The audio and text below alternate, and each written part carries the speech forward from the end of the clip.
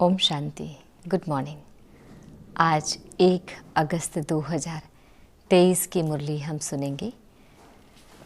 आज बाबा हम बच्चों से कह रहे हैं, मीठे बच्चे, माया की पीड़ा से बचने के लिए बाप की शरण में आ जाओ।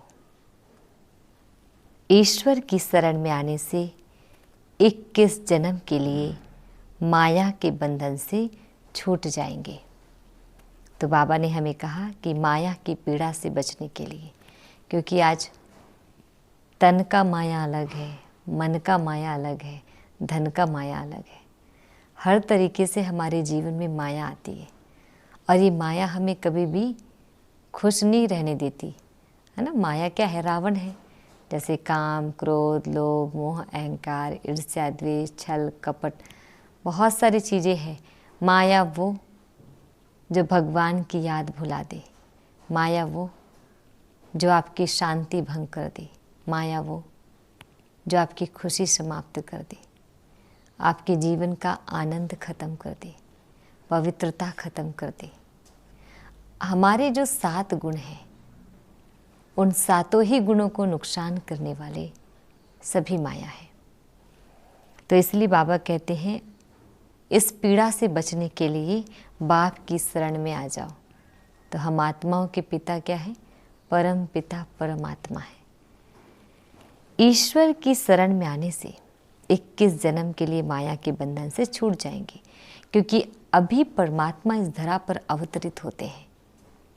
अब तक भक्ति में हमने 63 जन्म, द्वापर और कलयुग के अंत तक हम भगवान को पुकारते हैं।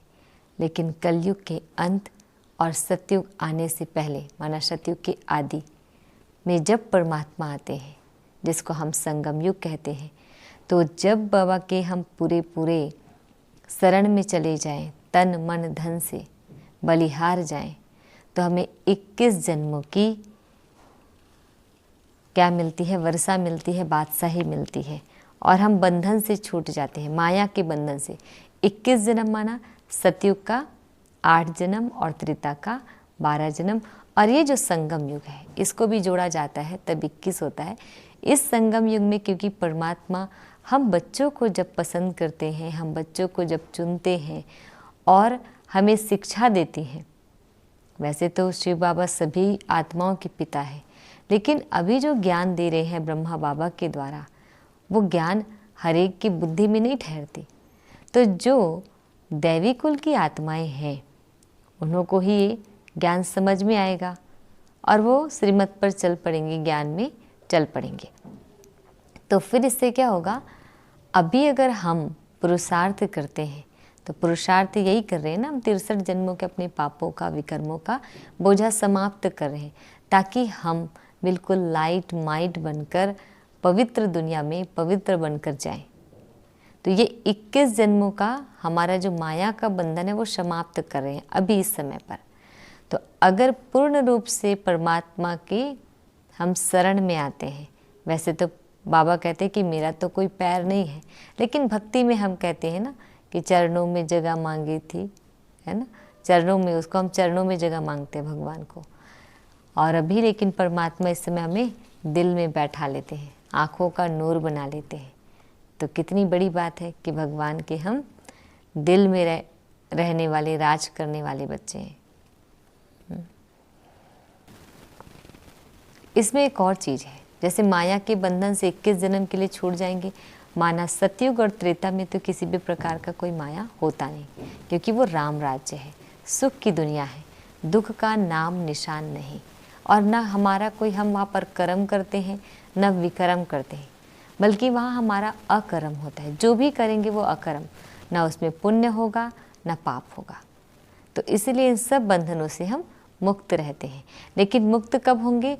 इस जन्मों की कमाई के अनुसार, इस जन्म के पुरुषार्थ के अनुसार हमें हमारा 21 जन्म इतना खुशनुमा, सुविधाओं से भरा, सुखों से भरा, शांति से भरा मिलता है। अब बाबा हम बच्चों से प्रश्न पूछ रहे हैं, तुम बच्चे किस पुरुषार्थ से मंदिर लायक पूजनीय बन जाते हो? उत्तर है बाबा का, मंदिर लायक पूजनीय बनने के लिए भूतों से बचने का पुरुषार्थ करो। तो मुख्य बाबा क्या कहते हैं, 5 भूत है, काम, क्रोध, लोभ, मोह और अहंकार।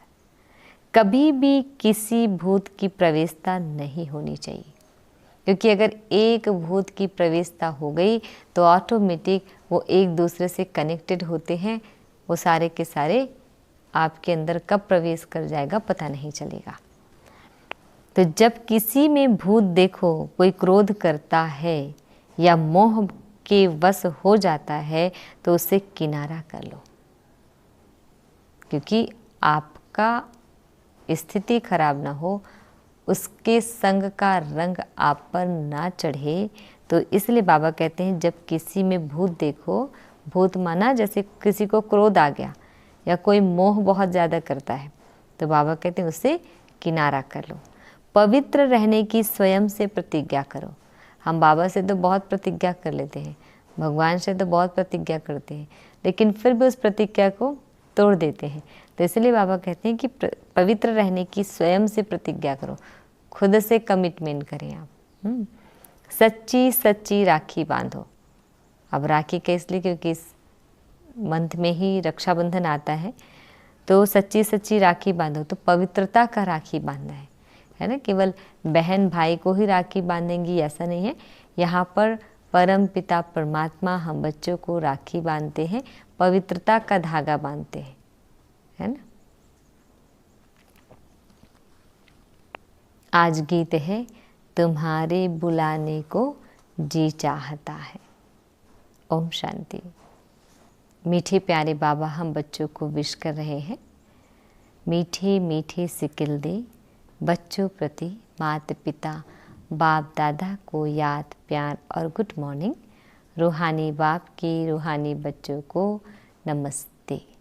हम रूहानी बच्चों की रूहानी बाप दादाजी को याद प्यार गुड मॉर्निंग और नमस्ते नमस्ते नमस्ते। शुक्रिया बाबा, शुक्रिया। आज हम बच्चों को बाबा धारणा की 2 पॉइंट दे रहे हैं। फर्स्ट पॉइंट है, श्रीमत पर पतित मनुष्य को पावन देवता बनाने की सेवा करनी है। श्रीमत पर, श्रीमत माना श्रेष्ठ एक ही परमात्मा है, उनके मत के अनुसार ही हमें जो पतित मनुष्य है उसको क्या बनाना है, पावन देवता बनाने की सर्विस करनी है, सेवा करनी है भगवान के मत के अनुसार। बाप का पूरा पूरा मददगार बनना है, तन मन धन से। बाबा कहते हैं ना, हिम्मते बच्चे मददे बाप।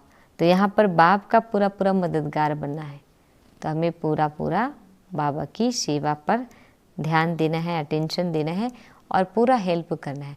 और अक्सर बाबा मदद हमेशा पवित्रता की मांगते हैं, आप पवित्रता की मदद करो। दूसरी, ज्ञान सागर का सारा ज्ञान हप करना है। अब ज्ञान सागर कौन है? एक ही शिव बाबा है। तो उस ज्ञान सागर के सभी ज्ञान को हप करना है।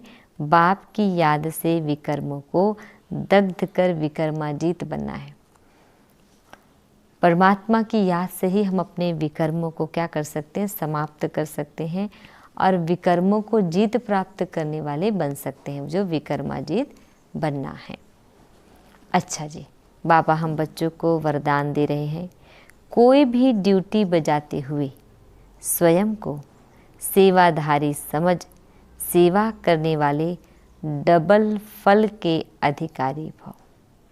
कोई भी ड्यूटी बजाते हुए माना कुछ भी काम करते हुए स्वयं को क्या समझना है, मैं सेवाधारी हूँ, है ना। और सेवा करने वाले डबल फल के अधिकारी भव। तो फिर अगर ऐसा सोचते हैं, इसलिए बाबा कहते हैं कि करण करावन हार तो परमात्मा पिता है, मैं तो मात्र निमित्त हूँ। ऐसा ही सोच के हमें हर कर्म को करना चाहिए। तो बाबा कह रहे हैं इसमें डबल फल के अधिकारी बन जाते हैं। अच्छा, डिटेल है इसका। कोई भी कार्य करते, दफ्तर में जाते या बिजनेस करते, सदा स्मृति रहे कि सेवा के लिए यह ड्यूटी बजा रहे हैं। तो अगर बाबा कह रहे हैं कि कोई भी काम कर रहे हो, चाहे आप ऑफिस भी जा रहे हो, बिजनेस भी करते हो, फिर भी हमें इसका क्या याद रखना है, सदा स्मृति रहे कि सेवा के लिए यह ड्यूटी बजा रहे हैं। कि किस चीज़ के लिए, सेवा के लिए, क्योंकि हम बाबा के घर सेवा देते हैं ना, सेवा करते हैं, तो उसके लिए भी हम ड्यूटी बजा रहे हैं। तो सेवा के निमित्त यह कर रहा हूँ, तो सेवा आपके पास स्वतः आएगी, है ना। तो सेवा के निमित्त यह कर रहा हूँ, तो सेवा आपके पास स्वतः आएगी। और जितनी सेवा करेंगे उतनी खुशी बढ़ती जाएगी। हमारा 4 सब्जेक्ट है, ज्ञान, योग, सेवा और धारणा। तो बाबा कहते हैं यहाँ पर कि अगर सेवा भी हम करते हैं, जितनी सेवा करते हैं उतनी हमारी खुशी बढ़ती जाती है। भविष्य तो जमा होगा ही, लेकिन प्रत्यक्ष फल खुशी मिलेगी। अब भविष्य में जो हम अभी कर रहे हैं उसका भविष्य तो मिलेगा ही, लेकिन अभी जो प्रत्यक्ष में है, तो बाबा कहते हैं प्रत्यक्ष फल खुशी मिलेगी। तो डबल फल के अधिकारी बन जाएंगे। याद और सेवा में बुद्धि बिजी होगी तो सदा ही फल खाते रहेंगे। याद और सेवा, बाबा कभी कभी क्या कहते हैं, इसको डबल लॉक कहते हैं। याद और सेवा में बुद्धि बिजी होगी तो सदा ही फल खाते रहेंगे। अच्छा जी, स्लोगन है आज, जो सदा खुशहाल रहते हैं वह स्वयं को और सर्व को प्रिय लगते हैं। क्योंकि अगर आप देखोगे, हम भी किसी को देखते हैं और अगर उसका चेहरा उतरा हो या गुस्सा में हो या चिड़चिड़ा सा दिख रहा हो, तो हमें उसको देख के खुशी नहीं होती। लेकिन जो मुस्कुराता हुआ चेहरा है उसको देख के बहुत अच्छा लगता है, हमें भी स्माइल हमारे भी चेहरे में आ जाती है उनको देख के। तो वैसे ही बाबा कह रहे हैं, जो सदा खुशहाल रहते हैं वह स्वयं को और सर्व को प्रिय रखते हैं। अच्छा जी, ओम शांति।